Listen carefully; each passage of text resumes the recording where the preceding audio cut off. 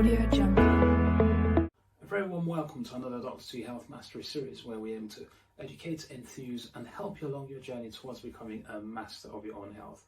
Remember, nothing said here is to be taken as advice for your specific medical condition. If you've got any symptoms, any concerns raised by anything that I'm going to discuss today, please speak to your personal GP, your physician, to get a more tailored advice. What I want to talk to you about today is a very important eye condition called glaucoma. Now, glaucoma is the leading cause of irreversible blindness globally. 66 million people are affected around the world and 12 million are registered blind around the world as a result of glaucoma. And this is probably an underestimate.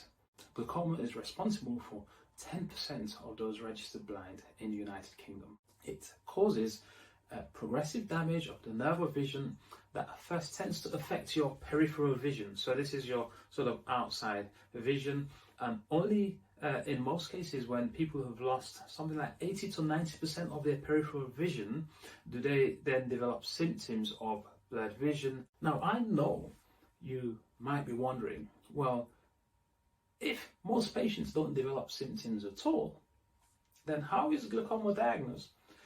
Well, it's often only diagnosed during routine eye screening examination, and your optometrist, optician might find that your intraocular pressure is raised.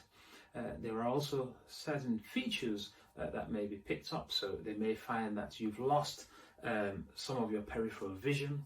And when they look at the back of your eye, and your GP can do this, and I do this often when examining the eyes of my patients, they can also see something called cupping of the optic nerve. It's a characteristic appearance that you see in someone who has glaucoma or likely has glaucoma. So whenever any of these features are seen, suspected by your GP or optometrist, it warrants a referral to an ophthalmologist in order to confirm the diagnosis so that intervention can be introduced. There are some patients who have raised intraocular hypertension or raised pressure within the eye but do not have any features at all of glaucoma and don't have glaucoma. So if this is found by an optician or optometrist, then sometimes all that is required is regular monitoring of your eye, looking for these early signs of the actual development of glaucoma. I mentioned most patients are diagnosed during routine screening, but there are some patients who actually need more proactive screening, opportunistic screening of their eyes. And these include patients who are over the age of 60, so they should have their eyes checked once every 2 years. Over the age of 70, should have their eyes checked once every year. Now, if you also have a family history of glaucoma, or if you're African ethnicity and you're above the age of 40 years old, then you should have your eyes checked at least once every year. In the United Kingdom, eye check is free under the NHS if you're over the age of 60 years old and if you have a family history of glaucoma. However, although being of African ethnicity carries a significant risk of developing glaucoma, eye checks as a result of that alone isn't free under the NHS at the moment. Now let's talk about treatment. How do you treat a condition that doesn't cause any symptoms in its infancy?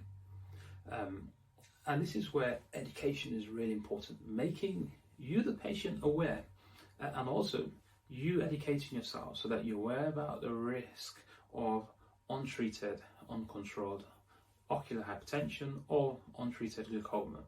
As I mentioned earlier, and I will say it again, any vision that is lost as a result of glaucoma is irrecoverable.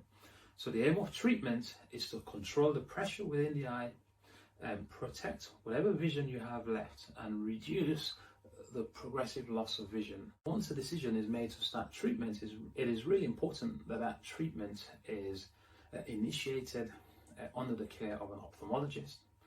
The ophthalmologist would usually set a target intraocular pressure to aim for. Now, there are some patients who develop glaucoma with a normal pressure, but then it is still really important to try and lower that pressure, even though it may start within the normal range.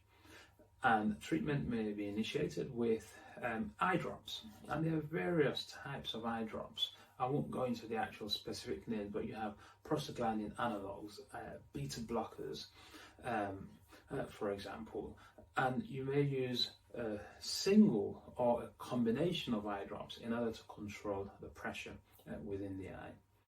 The aim of any of the medications used is either to reduce or slow down the production of aqueous humor or increase the drainage of aqueous humor from the trabecular meshwork.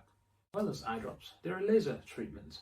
And the whole aim of laser treatment is to target the trabecular meshwork, sort of almost increase the holes within them in order to improve the efficiency of drainage of aqueous humor so you don't get pressure building up within the eye. There are various types. You have high energy laser, low energy laser, and you have pulse laser treatments. And the high energy ones can usually only be done once, whereas the pulse and the low energy ones can be repeated safely a number of times if necessary. You also have surgical treatment, and the whole aim of surgery again is to try and increase the speed of drainage of aqueous humor from the front of the eye. So you have trabeculotomy or trabeculostomy, and the whole aim is to either introduce holes or shunts, so these are tunnels within the front of the eye called the sclera, so that aqueous humor fluid can leave the anterior chamber of the eye directly through the sclera under the lining of the front of the eye called your conjunctiva. So it forms a little bleb almost, and this bleb of fluid of aqueous humor can be reabsorbed into the circulation, so your blood vessel, the surrounding blood vessels within that region, and hence, keeping your pressure low. That bleb is often under your top eyelid, so it is not visible to anyone at all. So what is the prognosis of ocular hypertension and glaucoma?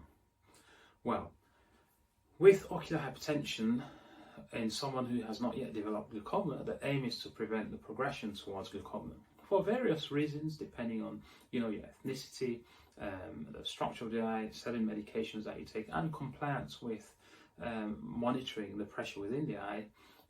Some patients will go on to develop glaucoma. Now, studies have shown that if your ocular hypertension goes unmonitored or untreated, about 9.5%, so almost 10% of people will develop glaucoma over a period of 5 years.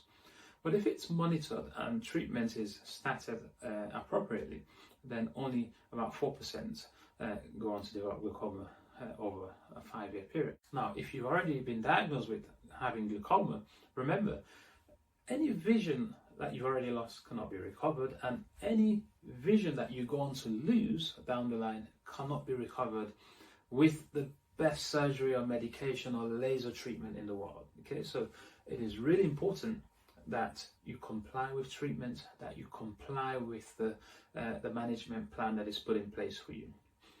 So the aim is to prevent the progressive loss of vision.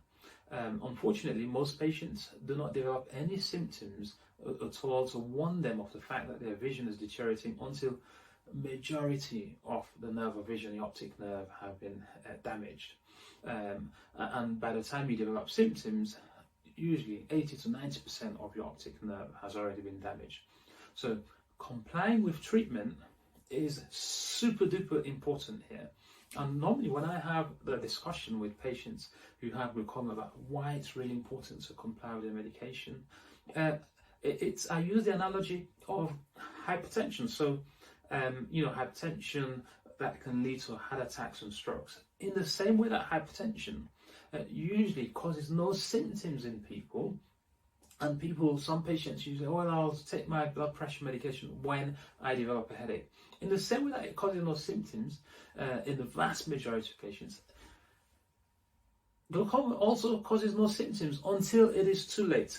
Likewise, hypertension causes no symptoms until it is so high and the damage has already been done and someone's unfortunately developed damage to their heart, their brain, or their kidneys. So coming back to glaucoma, it is really important to comply with your medication, attend your regular checkups, and use your drops properly. And if you develop any side effects, don't suffer in silence, okay? Speak to your GP, your optician, your ophthalmologist, so that they can talk you through what to do okay, to reduce the risk of side effects and if necessary change your drops. So the key point that I would like you to take away from here today is the fact that glaucoma is quite common. It is the leading cause of blindness, irreversible blindness in the world. It affects a significant number of people, and if you have a family history of it, or if you have African ethnicity, then your risk of primary open-angle glaucoma is higher. The progressive visual loss can lead to a significant visual field loss before it becomes symptomatic to you, before you are aware of it. So it is really, really important that you follow your monitoring guidelines, and if you have any of the risk factors that I've mentioned, that you get your eye checked regularly, at least once every 2 years, especially if you're 40 years of age or older. And remember that if you lose a significant amount of your vision, it can impact your driving, and there are strict legal requirements within the UK that is enforced by the DVLA in relation to this.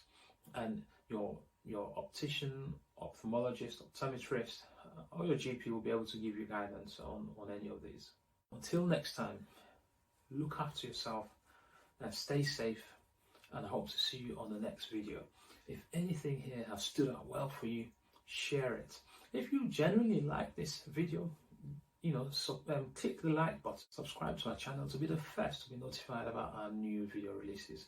And look, I always say one of the most selfish things any of us can do is keep useful knowledge to ourselves. That is why I'm sharing this with all of you, so that you can be better aware and be empowered to have a much more high-powered conversation with your doctor, and that is helpful for us, because the more informed you are, the better it makes that conversation, and the better the management outcome. Okay, so if you genuinely find this useful, it would be selfish to keep it to yourself. Share it with your friends and your family so that they can benefit from it as well. Until next time, look after yourself, stay safe, and I wish you all the best on your journey towards becoming a master of your health.